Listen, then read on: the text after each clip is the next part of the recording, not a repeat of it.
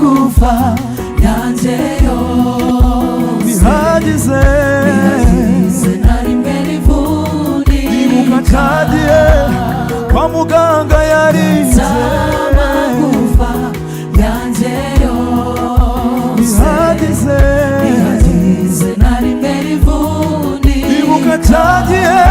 muri ya manuka yarize amagufa yanjye yose bihagize nari mbere ivuni oh yangize nk'urutoki rw'uw'amazi akira nk'isoko y'amazi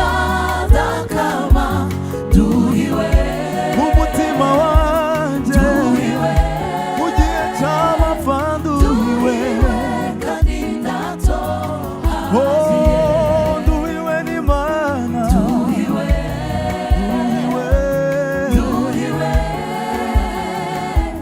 duhiwe kandi ndatohagiye oh yangize